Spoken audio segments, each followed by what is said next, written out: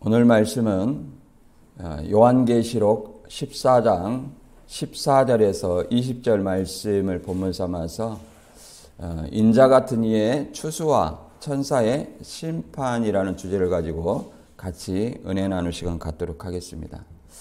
요한계시록 14장은 우리가 이제 계시록 12장부터 14장까지 환상 삽입계시로 우리가 이해를 해봤습니다. 12장은 하늘에서 있어진 어떤 사건이고, 하늘에 미갈과 영과의 전쟁으로 인해서 영이 땅과 바다로 쫓겨났죠. 그리고 이제 13장은 땅과 바다에서 첫째 짐승과 둘째 짐승의 미혹으로 짐승에게 경배하고 666 표를 받게 하는 어떤 사건이 있었습니다. 그리고 이제 14장은 짐승의 표 받지 않고 하나님의 입맞은 어떤 14만 4천으로 상징되는 이제 그리스도인, 땅에서 구속함을 받은 14만 4천이 있었습니다. 그리고 이제 그들이 새 노래를 부른다, 이렇게 보좌와 장로들과 내생룰 앞에서 새 노래를 이제 배운다, 이렇게 우리가 배웠습니다. 그리고 이 앞번에 이제 바벨론의 어떤 멸망, 그 다음에 우상 숭배자 심판을 봤습니다. 오늘은 매우 간단한 얘기지만 이렇게 미리 기록해 주신 것은 이단들처럼 모방을 해서 그것을 실상이다 이렇게 얘기를 하는 것이 아니라, 이렇게 기록된 말씀을 알아서 종말에 이렇게 믿지 않는 자는 심판을 받고 믿는 자는 구원을 받는다는 그런 어떤 메시지를 주게 하기 위함입니다. 그래서 성경을 모르고 우리가 하나님을 믿는다는 것은 자기 의를 드러내는 것이라는 것을 알아야 됩니다. 제가 이 앞번에도 얘기를 했지만 세상에 특히 이제 기도를 많이 하시는 분, 기도를 많이 해가지고 나쁘다는 얘기 아니에요. 우리 바울은 데살로니가에서 쉬지 않고 쉬지 말고 기도하라 그랬습니다. 기도는 늘 생활입니다. 하나님과 내 어떤 나약함을 인해서 하나님에게 우리의 어떤 부족한 것을 구할 수 있습니다. 그리고 쉬지 말고 기도해야 돼요. 하나님의 뜻을 알고 기도하면 더 나아가서 우리에게 필요할 것을 늘 채워주시는 분입니다. 그런데 그 기도가 대부분 그렇지 않은 분도 있겠지만은 자기의 생각을 나타내기 위해서 기도를 하는 경우가 많습니다. 그래서 내 생각이 곧 하나님께서 이렇게 명령하셨다. 내 생각을 가지고 얘기를 하면서 하나님이 이렇게 명령하셨다. 이렇게 주장하는 분을 봤습니다. 그러면 그런 근거가 어디에 있냐 이 말이에요. 또 더 나아가서 바꿔 말하면 하나님을 뭐처럼 생각하냐면 내가 말만 하면 들어주는, 본인은 행하지 않아요. 말만 하면 들어주는 하나님, 내가 종이 아니라 하나님이 종처럼 어떻게 생각되는 그런 말씀을 하시는 분들이 많이 있어요. 그래서 내가 응답받았다. 응답이라는 것은 내가 기도한 일에 내가 그렇게 적극적으로 노력하고 행함으로써 하나님께서 도와주시고 그걸 이끌어 주십니다. 그런데 내가 행하지 않고 4시간, 5시간 이렇게 기도하면서 하나님이 내가 응답받았다. 하나님이 다 알아서 해주신다. 이렇게 말하는 것은 결코 하나님을 믿는 것이 아닙니다. 자기 의를 드러내면서 그것이 마치 하나님의 뜻이냐 하는 생각과 같습니다. 오늘 이 주신 말씀도 마찬가지로 인자 같은 이의 추수와 심판은 언제 있어요? 마지막 때 있어요. 마지막 때. 예수님 재림 때가 세상 것이고 예수님 재림 때 심판과 구원이 있음을 나타내는 거예요.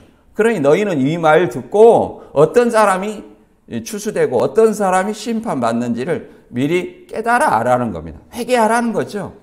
그래서 첫째는 이제 인자 같은 이의 정체가 뭐냐? 인자 같은 이가 낫을 들고 이렇게 곡식을 거두는 장면이 있습니다. 그리고 종말에 거두어지는 이제 또 천사가 낫을 들고 뭘 거두냐면 포도송이를 거두어요. 이 포도송을 거두어 가지고 하나님의 진노의 틀에 밟힌다는 거예요. 진노의 틀에 밟힌다는 것은 결국은 그 심판의 극심함을 얘기를 합니다. 그 피가 이제 말의 굴레라는 것은 말에 이렇게 입에 물리는 어떤 그 굴레를 얘기하는 거예요. 거기까지 그러니까 뭐 약 1.5m 이 정도의 피가 쌓였다는 거예요. 그것이 언제까지 1만 6천 스타디온이라는 것은 약 320km 정도라고 얘기를 합니다. 그 정도 어마어마한 어떤 피의 강을 이루었다는 거죠. 이제 이런 것에 대해서 우리가 생각을 하면서 본문 한번 먼저 읽어보겠습니다. 요한계시록 14장 14절에서 20절까지. 또 내가 보니 흰 구름이 있고 구름 위에 인자 같은 진이가 앉으셨는데 그 머리에는 금면류관이 있고 그 손에는 예리한 낫을 가졌더라. 또 다른 천사가 성전으로부터 나와 구름 위에 앉은 이를 향하여 큰 음성으로 외쳐 이르되 당신의 낫을 휘둘러 거두소서. 땅의 곡식이 익어 거둘 때가 이르렀습니다 하니 구름 위에 앉으신 이가 낫을 땅에 휘두르매 땅의 곡식이 거두어지니라. 또 다른 천사가 하늘에 있는 성전에서 나오는데 역시 예리한 낫을 가졌더라. 또 불을 다스리는 다른 천사가 제단으로부터 나와 예리한 낫 가진 자를 향하여 큰 음성으로 불러 이르되 내 예리한 낫을 휘둘러 땅의 포도송이를 거두라. 그 포도가 익었느니라 하더라. 천사가 낫을 땅에 휘둘러 땅의 포도를 거두어 하나님의 진노의 큰 포도주 틀에 던짐에 성 밖에서 그 틀이 밟히니 틀에서 피가 나서 말굴레까지 닿았고 1600스타디온에 퍼졌더라. 아멘. 이제 우리가 이 앞번에 이제 세 천사 6절에서부터 13절까지 세 천사의 어떤 소식을 들어봤습니다. 영원한 복음을 가진 어떤 천사, 그 다음에 바벨론의 어떤 멸망과 우상 숭배자들의 심판의 어떤 하나님의 진노를 받고 멸망을 받는 것들을 봤습니다. 그리고 이제 본문은 곡식으로 묘사된 구속받은 성도를 나타내고 있고요. 그 다음에 포도로 묘사된 불신자들의 어떤 심판을 이렇게 상징합니다. 그래서 세대주의자들이나 뭐 이단들이 뭐 시간의 순서로 이렇게 보면 계시록이 맞지 않습니다. 계시록은 중간에 있잖아요. 근데 우리가 이번에 말씀드렸듯이 이것은 마지막 때 추수와 심판을 얘기를 하는 것이고 추수와 심판을 반복해서 계속 설명하고 있는 내용입니다.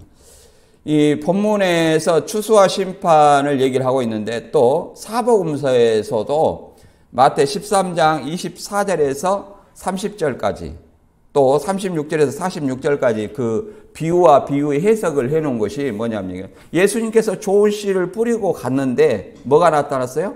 밭에 가라지가 나타났다. 이것을 뽑을까 이렇게 물어보니까 뭐라고 합니까? 추수 때까지 자라게 두어라. 가라지를 뽑다가 알곡을 뽑을까 염려한다 그랬습니다. 그러면 이 가라지를 거두고 알곡을 거두는 때는 언제냐면 추수 때라는 겁니다. 추수 때. 그러니까 추수 때까지는 이 알곡과 가라지가 섞여 있어요. 곧 교회 안에 누가 불법자인지 또 가라지인지 또 알곡인지 알 수가 없다는 거예요. 우리 인간으로서는. 그냥 함부로 이렇게 정지하면 안 됩니다. 저는 가라지다, 쭉정이다, 알곡이다. 이게 정지할 수가 없어요. 누가 아냐면 마지막 때 안다는 거예요. 마지막 때 하나님이 판단하시는 거죠. 천사가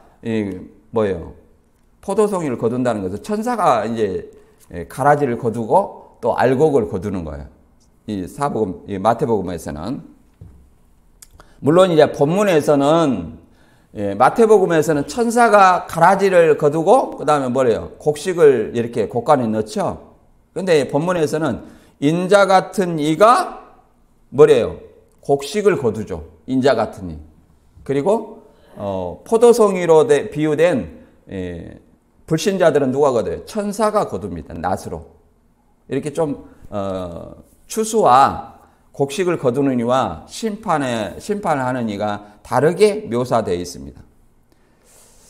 이것을 우리가 이제 좀 성경을 통해서 한번 알아보도록 하겠습니다. 먼저는 이제 우리가 많이 교회에서 들어본 부자와 거지 나사로의 비유를 많이 들어봤을 겁니다. 이게 이제 그림 보면 부자와 거지 나사로가 이제 부자는 항상 날마다 좋은 것으로 먹고 마시고 안락을 누리고 있습니다. 그러나 이제 이 거지 나사로는 부자의 상에서 떨어지는 이 부스러기를 개들과 함께 먹고 있다는 거예요. 유대인들은 이게 한번 땅에 떨어지면 이렇게 먹지 않죠. 그래서 이 불결하니까. 그래서 여기 개와 이 나사로가 같은 음식을 먹고 있는 거예요. 심지어 개가 이 나사로의 그 헌대를 핥는다고 이렇게 설명하고 있습니다. 근데 이게 이 생에서 삶이에요. 이거는 초점은 이 돈에 관한 비유예요. 유대인들이 예수님이 어떤 이 세상의 재물에 부여하고 하나님의 재물에 대해서는 부여하지 못한 이런 어떤 비유를 얘기를 해주니까 비웃었어요. 그래서 이 비유를 얘기를 해주는 겁니다. 이 세상의 재물에 대해서 굉장히 어떤 유대인들은 중요시 생각했어요. 지금 요것도 마찬가지. 이 세상의 재물을 가진 자가 부자예요. 그러나 이 나사로는 이 세상의 재물에 없었던 자예요. 또 더 나아가서 이 세상의 부자로 살았던 자, 가난하게 살았던 자, 이렇게 대조해 볼 수 있습니다. 그러나 그 다음에 보면 내세에서 결과가 달라집니다. 내세에서 결과가 어떻게 되냐면 부자는 어떻게 갔어요? 불과 유황못에 이렇게 불꽃 가운데서 고민한다 그러면 이 지옥 갔다는 거예요. 그리고 나사로는 거지로 살던 나사로는 아브라함의 품에 있다. 한 천국에 갔다 이렇게 말할 수 있죠. 그래서 이제 뒤늦게 죽어서 후회를 하는 거예요. 죽어서 누가 이게 부자가 불꽃 가운데에서 고통 당하니까 후회를 하는 거예요. 아버지 아브라함이요.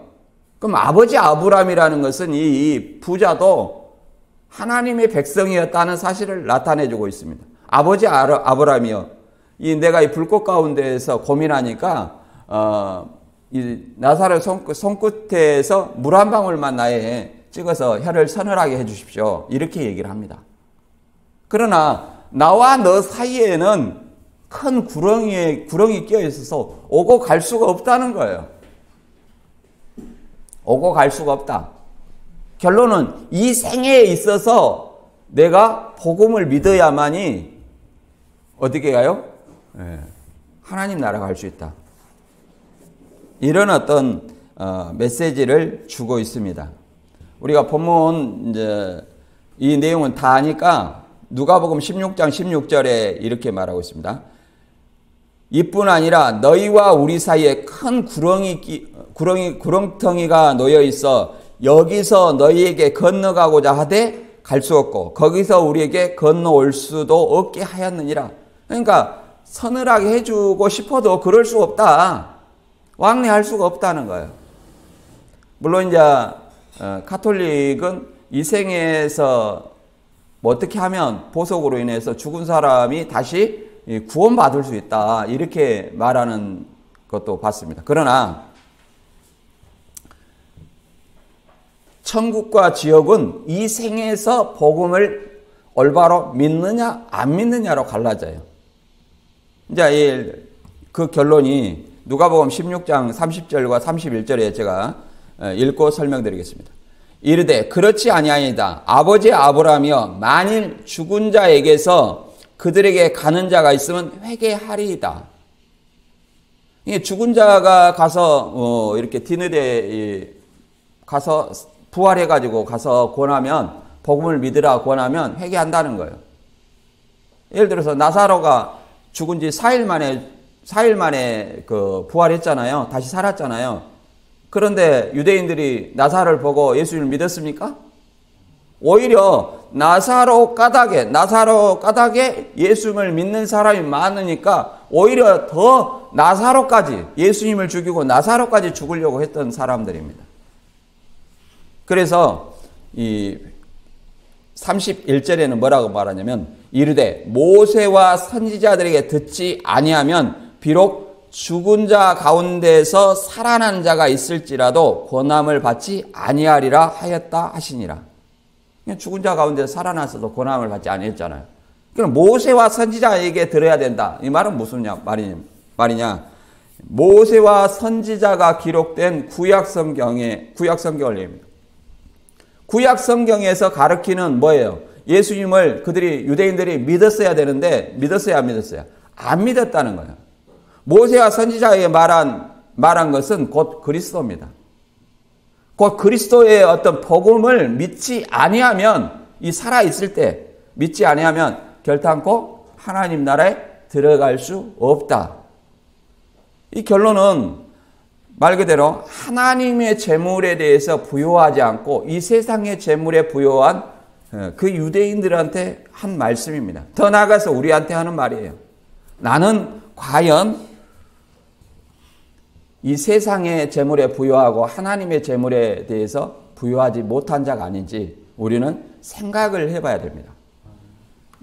우리가 영혼이 소멸되고 여호와 증인이 영혼이 소멸된다고 죽으면 소멸된다면 우리가 신앙할 필요가 없습니다. 그러나 우리는 부자와 거지 나사로의 비유에서도 알 수 있듯이 우리 영혼은 소멸되지 않아요. 이 사후에 내세에서 예수님 오시기 전까지 내세에서 어떻게 가느냐? 아브라함의 품에 가느냐? 아니면 불꽃 가운데 불과 유황못에 가느냐? 이게 예수님의 최후의 어떤 심판 때 결정되지만 이렇게 미리서 보여주는 겁니다. 이것은 보여주는 이유는 뭐 하라는 얘기입니까? 우리 자신을 돌아보고 회개하라는 얘기예요. 내가 하나님에 대해서 부여하지 못하다면 하나님의 말씀을 통해서 전신갑주 입으려고 노력해야 돼요. 나는 다 한다. 다 하는 사람이 어디가 있어요? 예수님 제자들처럼 3년 동안 공부한 적 있어요? 성경? 예수님 제자들은 3년 동안 공부했어요. 그리고도 물어보잖아요. 예. 우리는 그래 3년 동안 배운 사람 있어요? 예. 더 배워야 될 줄 압니다. 그리고 그 배웠다 할지라도 배우면 배울수록 변은 고개를 숙인다 하죠. 교만하지 않고 항상 더 배우는 자세로 노력해야 됩니다. 오늘 본문을 통해서 한번 알아보도록 하겠습니다. 계시록 14장 14절에 이제 인자 같은 이의 추수가 나오는데 한번 읽어보겠습니다. 또 내가 보니 흰 구름이 있고 구름 위에 인자와 같은 이가 앉으셨는데 그 머리에는 금면류관이 있고 그 손에는 예리한 낫을 가졌더라. 또 다른 천사가 성전으로부터 나와 구름 위에 앉은 이를 향하여 큰 음성으로 외쳐 이르되 당신의 낫을 휘둘러 거두소서. 땅의 곡식이 다 익어 거둘 때가 이르렀음이니이다 하니 구름 위에 앉으신 이가 낫을 땅에 휘두르매 땅의 곡식이 거두어지니라. 자, 여기서 구름 위에 앉은 이가 있다는 거예요. 우리가 하나님의 임재나 예수님의 임재를 나타낼 때 항상 뭐가 등장하냐면 구름이에요. 구름. 모세가 시내산에 올라갈 때 하나님이 뭐 가운데서 강림했어요? 구름 가운데에서. 또 성소와 지성소 가운데 하나님이 임재할 언약궤 위에 시온자에 의해 임할 때 뭐가 함께 임했어요? 구름. 그리고 예수님도 구름 타고 올라가셨죠? 그리고 다시 뭐 타고 오셔요? 구름 타고 오신다는 거예요. 구름이 이단들은 영이다, 육체다, 사람이다 이렇게 얘기하는데 자기 교주를 나타내기 위해서 하는 말입니다. 이 땅에 40일 동안 예수님이 교주를 통해서 제자들과 대화했습니까? 아니면 직접 대화했습니까? 직접 대화했죠. 그럼 부활하신 몸으로 올라갔어요. 그러면 그 부활한 몸으로 다시 온다는 걸 알아야 돼요.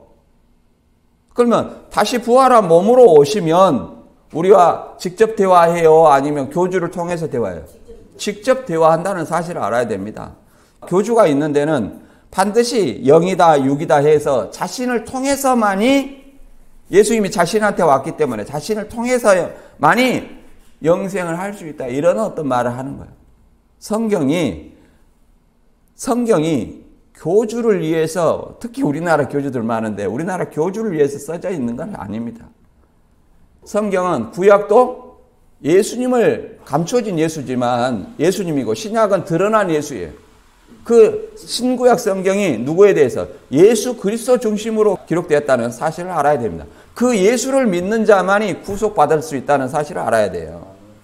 여기서도 인자 같은 이가 누구냐? 인자 같은 이. 존칭을 쓰고 있죠. 인자 같은 이가 앉으셨는데 그럼 어디 보좌에 앉았다는 얘기를 하고 있는 거예요. 우리가 인자 같은 이라고 하니까 아이고 저기 천사다 이렇게 구인에는 이렇게 마귀라고도 얘기를 하더라고요. 마귀. 근데 인자 같은 이를 마귀라고 하면은 그 사람이 마귀예요. 그런데 인자 같은 이가 앉은 것을 봤죠. 그럼 어디에 앉았다는 거? 보좌에 앉았다는 것을 우리가 생각해 볼 수 있습니다. 근데 이거를 천사로 보는 경우가 있어요. 왜 그러냐면 마태복음에 추수를 누가 합니까? 천사가 하죠. 가라지를 먼저 거두고 알곡을 거두죠. 곡간에 넣죠. 천사가 해요. 추수꾼은 천사라는. 근데 여기는 이 곡식을 거두는 이가 누구예요? 인자 같은 이라고 얘기를 합니다. 근데 인자 같은 이를 금면류관을 썼다는 것은 승리자라는 거예요. 예수님이 십자가의 죽음과 부활을 통해서 보좌 우편에 앉으셔서 이거는 뭐예요? 승리의 상징입니다. 예수님이 승리하셨어요. 그렇기 때문에 금면류관을 썼다 이렇게 얘기를 할 수 있습니다. 그리고 예리한 낫을 가졌더라. 이사야 2장 2절 이하에도 칼을 쳐서 보습을 만들고 창을 쳐서 낫을 만든다는 얘기 있습니다. 낫은 뭘 얘기하는 거예요? 추수하는 도구를 얘기합니다. 물론 요새 그런 얘기하면 웃기고 있네. 콤바인으로 추수하지 이렇게 얘기를 하는데 할 수도 있습니다만은 성경은 그 시대를 배경을 하고 있어요.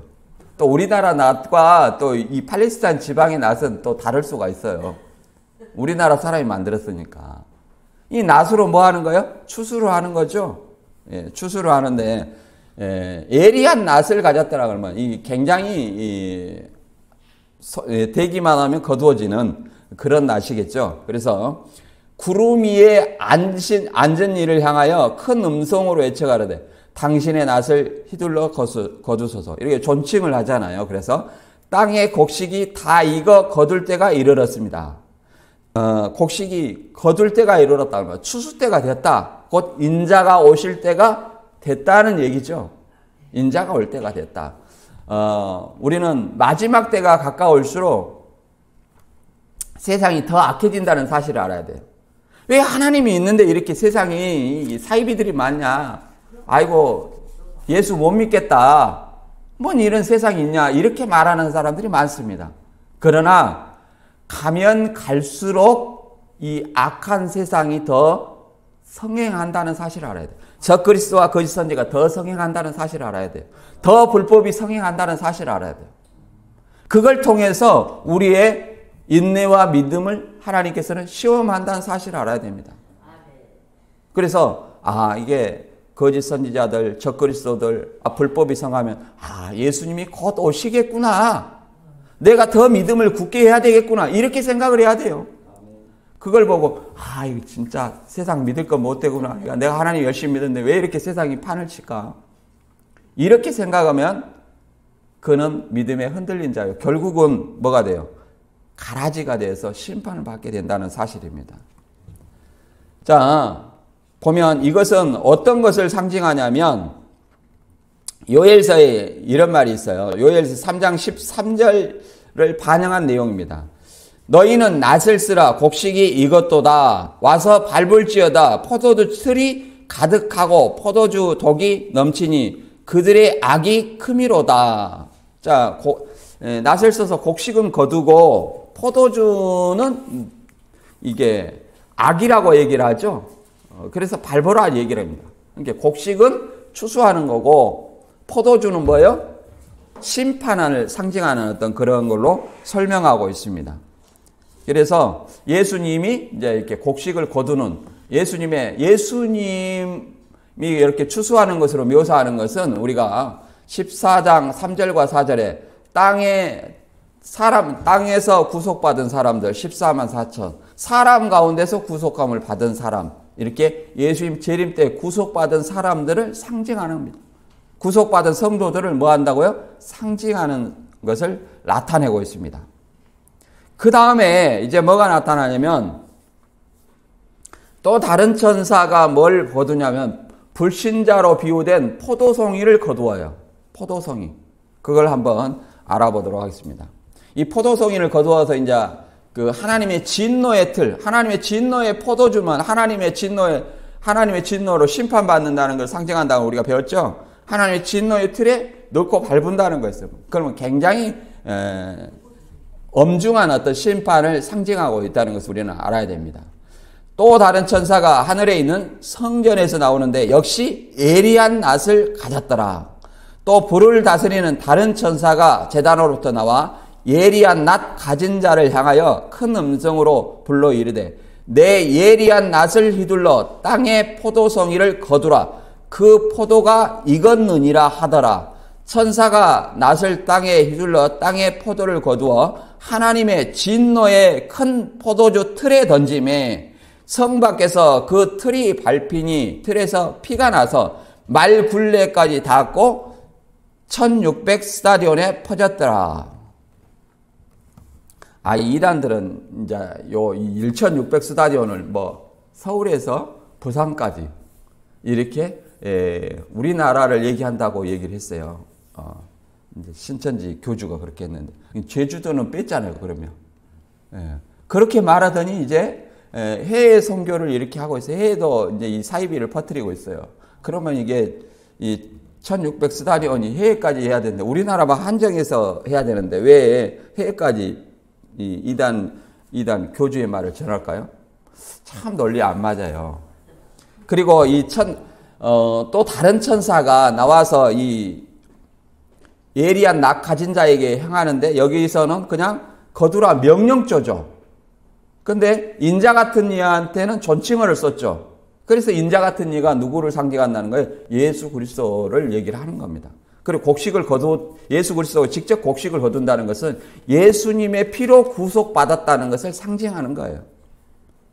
그리고 이 제단으로부터 나왔다 그 말은 이 추수가 이 심판이 포도송이의 어떤 심판이 불신자의 심판이 성도의 기도로 인해서 심판이 이루어졌다는 사실을 나타내고자 하는 겁니다.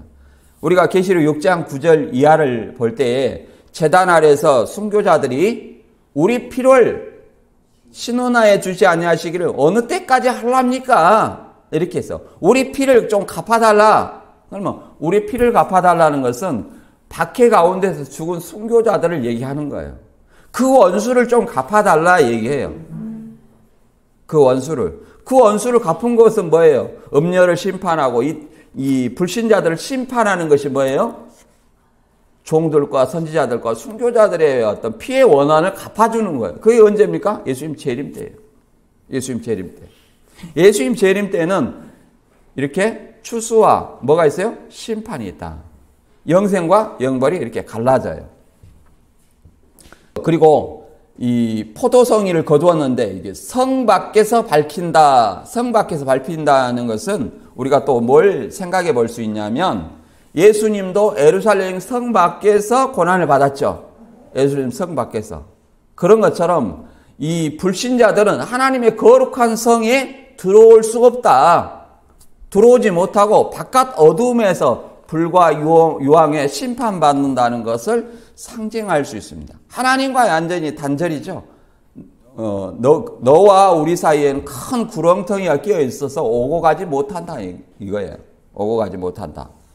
그리고 땅의 포도를 거두어 하나님의 진노의 포도주 틀에 던짐에 성 밖에서 그 틀에 밟히니 틀에서 피가 나서 말 굴레까지 닿았고 1600 스타디온에 퍼졌더라. 1600 스타디온이라는 것은 계산해 보면 320km예요. 1차적으로는 이 팔레스타인 지방을 얘기합니다. 이스라엘 땅, 팔레스타인 지방의 경계가 남쪽 애굽 경계에서 북쪽 시리아까지 경계, 곧 이스라엘 땅을 경계를 얘기를 합니다. 그것이 이제 초림 때고, 오늘날은 뭐예요? 오늘날은 이게 불신자가 어느 특정한 지역에만 있을 수 없잖아요. 전 세계를 상징합니다. 그럼 말굴레까지 닿았다는 것은, 그 피가 말굴레까지 닿았다는 것은, 말이 이렇게 서면 요 정도 됐나요? 더 높죠. 높은 데도 약 1.5m 정도. 이게 피가 요 정도 강처럼 쌓였는데 이게 320km 정도의 강을 이루었다. 오늘날에는 전 세계에 이렇게 심판이 이루어진다는 것을 상징하는 거예요. 그리고 이 심판은 누구의 기도의 응답이요? 순교자들, 선지자와 성도들과 순교자들의 기도의 응답이라는 사실을 알아야 됩니다. 그래서 원수 갚는 것이 내게 있으니 너희는 그를 사랑하라죠. 오히려 원수는 누가 갚아줘요? 하나님이 갚아주시는 거예요. 언제? 주님 재림하실 때. 우리는 굉장히 억울한 일을 당하면 저도 그러는데 저놈은 진짜 어떻게 했으면 좀 좋겠다 이런 생각. 또 신앙인이 그런 일을 행하면 저 사람은 왜 신앙할까? 그런 생각을 많이 해요. 좀 신앙을 안 하고 예수님이 욕을 안 먹었으면 쓰겠다. 그러니까 인성이 안 된 사람이 신앙을 하면 예수님을 팔아먹어요. 예수님을 팔아먹고 또 불신자들이 또 예수 믿는 것을 이용해가지고 많이 사기를 쳐요. 저도 예수를 믿는다고 해서 사기를 그렇게 당했는데 굉장히 분할 때가 많습니다. 그래서 몇 번을 생각해요. 몇 번을. 근데 우리 예수 믿는다고 해서 꼭 참을 필요는 없습니다. 가이사의 법은 가이사에, 하나님의 법은 하나님에 맡기는 거예요. 우리가 신앙 안에서 했을 때는 그것이 하나님에게 맡겨야 돼요. 하나님에게. 자, 이것을 다시 한번 이사야 63장 3절에 보면 이걸 인용합니다. 포도주 틀을 밟는 이것이 나오는데 다시 한번 읽어볼게요. 만민 가운데 나와 함께 한 자가 없이 내가 홀로 포도주 틀을 밟았는데 내가 노함으로 말미암아 무리를 밟았고 분함으로 말미암아 짓밟았으므로 그들의 선함이 내 옷에 튀어 내 의복이 다 더럽혔음이니 이는 내 원수 갚는 날이 내 마음에 있고 내가 구속할 해가 가까웠으니. 그러니까 구속과 뭐예요? 심판이 동시에 있어지는 거예요. 그리고 구약에 보면 요엘서 3장 13절에도 이사야 63장 3절에도 이 불신자 심판을 뭘로 비유한 겁니까? 포도송이로 해가지고 포도주 틀을 밟는다는 거예요. 포도주 틀. 포도를 틀을 밟으면 그 원형을 잃고 완전히 으깨져가지고 형체도 남지 않죠. 불신자의 받을 심판의 엄중함을 그렇게 나타내고 있습니다. 이 심판과 구원에 대해서 다시 이제 우리는 밭의 가라지의 비유를 마지막으로 정리하고 마치겠습니다. 밭의 가라지의 비유가 또 심판과 구원에 대해서 설명하고 있는 내용이에요. 우리 이제 사복음서에서는 이제 밭의 가라지의 비유 이렇게 보면은 유대인들은 이게 밀을 많이 심어요. 우리는 이제 쌀을 많이 심죠. 우리나 그들이나 이게 본래 가라지를 뿌리는 거 아니죠. 뭘 뿌려요? 밀을 이렇게 뿌리면 이 밀 속에서도 뭐가 나냐면 깐부기 같은 그런 것들이 나타나고 쭉정이 같은 것들이 나타나요.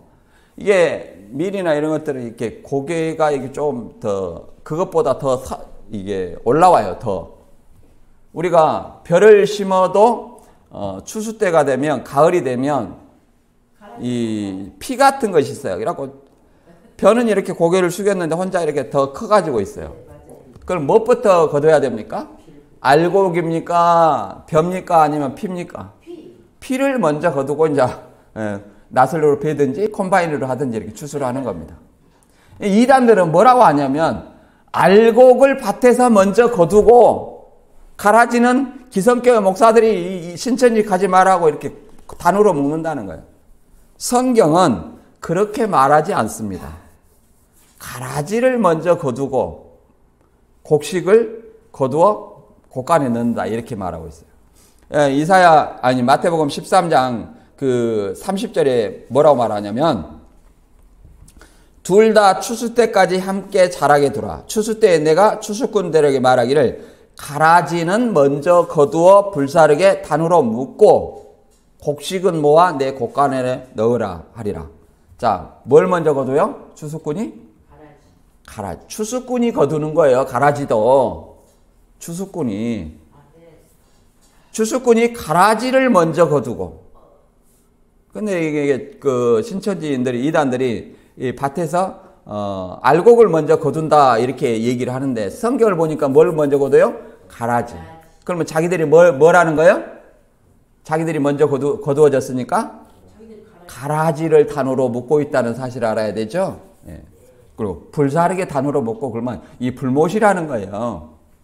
그 다음에 이걸 설명해 주는 내용이 마태 13장 36절에서 43절입니다. 우리가 비유 해석이 있어요. 근데 그 비유의 핵심은 1절과 2절에 나와 있습니다. 항상. 뭐냐면 이 비유의 핵심은 마태복음 13장 24절에 이렇게 설명하고 있습니다. 예수께서 그들 앞에 또 비유를 들어 이르시되 천국은 좋은 씨를 제밭에 뿌린 사람과 같은, 이게 핵심이에요. 이게 비유의 핵심이에요.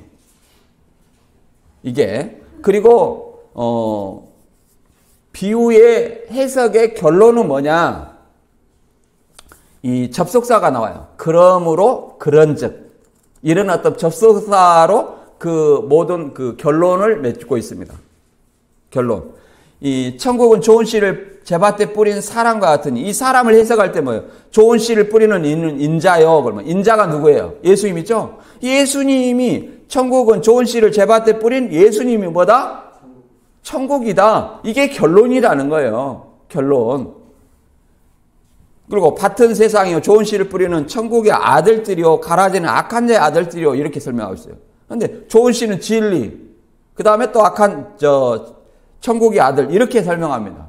그러면 좋은 씨는 진리라고 본문에 나와 있나요? 안 나와 있어요. 왜 성경에 더합니까? 가라지는 비진리라 나와 있나요? 안 나와 있어요. 추수 때가 되기 전까지는 누가 좋은 씨인지 가라지인지 알 수가 없어요.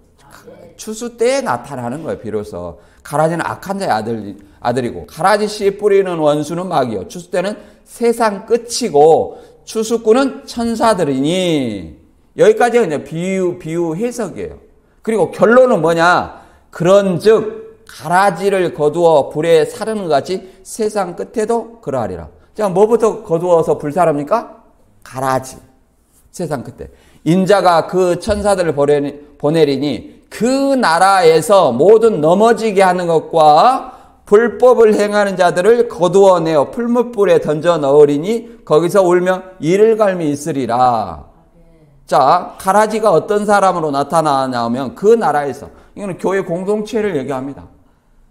그 나라에서, 이거는 지상에 이제 불완전한 하나님 나라예요. 영생과 영벌을 여기에 존재하지 않으니까 아직. 불완전한 하나님 나라. 하나님 나라를 소망하고 꿈꾸는 사람들이 교회 안에, 교회 공동체 안에서, 그 나라에서 뭐가 있어요? 가라지가. 자, 불법을 행하는 자, 넘어지게 하는 자, 이 사람들이 뭐라는 거예요? 가라지다. 그러니까 교인 중에 교인이 있어도 뭐가 없어요? 성도가 없다는 사실, 성도가 많지 않다는 사실을 알아야 됩니다. 그리고 그때에 또 의인들은 자기 아버지 나라에서 해와 같이 빛나리라. 귀 있는 자는 들으라. 자, 그때에 가라지를 불사르는 그때에, 세상 끝에 주님이 오실 때에 뭐예요? 의인들은 아버지 나라. 여기서 아버지 나라는 온전한, 주님이 함께 가는 온전한 아버지의 나라예요. 천국이에요. 예수님이 강림한 하나님의 나라예요. 그때에 의인들은 아버지 나라에서 해같이 빛나리라. 자, 그러면 이 가라지와 가라지로 비유된 불법을 행하는 자와 넘어지게 하는 자, 이 사람들은 뭐라는 거예요? 악인이에요. 의인 중에서 뭘 골라낸다는 거? 악인을 골라낸다는 거예요. 의인 중에서. 그래서 이 귀 있는 자는 들으라. 이 말을 듣고 자신을 돌아보고 내가 의인인지 아닌지, 나는 다른 불법을 행하는지, 누구에게 넘어지게 하는 일은 없는지, 이걸 돌아보라는 거예요. 지금 심판 때입니까? 아니죠. 이 말씀을 준 것은 모방하라는 얘기도 아니고, 마지막 때를 우리가한테 바라보고 소망하는 사람은 그걸 대비하라는 얘기예요.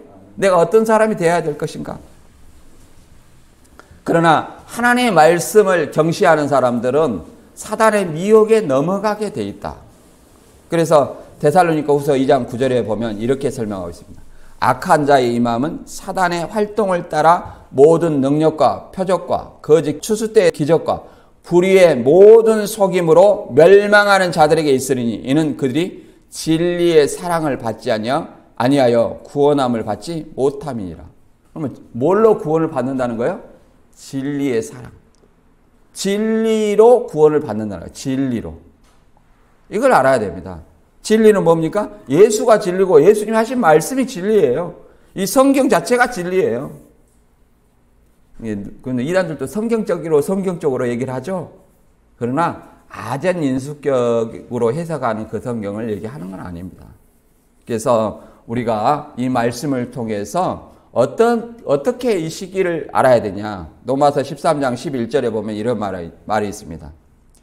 또한 너희가 이 시기를 알거니와 자다가 깰 때가 벌써 되었으니 이는 우리의 구원이 처음 믿을 때보다 가까웠습니다. 아니 나 구원 받았는데 왜 또 구원이 가까워진다 이렇게 얘기하느냐. 이것은 마지막 때의 구원을 얘기를 하고 있는 거예요. 구원 받았으니까 천국은 따는 당상이다. 이건 구원 파는 얘기예요. 구원 받았으니까 어떻게 해야 돼요?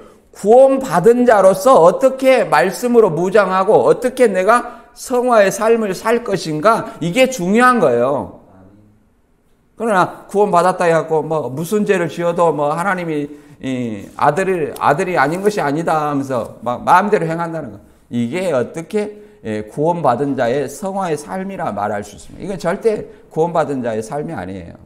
오늘 말씀 다시 한번 정리하면, 이 말씀을 주신 예수님의 피로 말미암아 구속을 받은 것을 예수님이 곡식을 거둔 걸로, 인자 같은 이가 곡식을 거둔 걸로 비유를 한 겁니다. 그리고 예수님의 피로 구속받지 않는 그런 사람들을 뭐라고 말하는 거예요? 포도송이가 하나님의 진노의 틀에 밟혀서 심판받는다는 것을 설명해 주고 있습니다. 곧 예수님의 재림함으로 말미암아 불법자, 불신자가 심판을 받고 예수님의 피를 믿는 어떤 복음을 믿는 자가 구원받는 것을 설명해 주고 있습니다. 저와 여러분이 이 말씀의 엄중함을 알고 나 자신을 돌아보고 또 이 진리를 알지 못하는 많은 어떤 사람들에게 진정한 복음이 무엇인지 전할 수 있는 저와 여러분이 되시기를 주님의 이름으로 축원합니다. 오늘 말씀 여기서 마치겠습니다.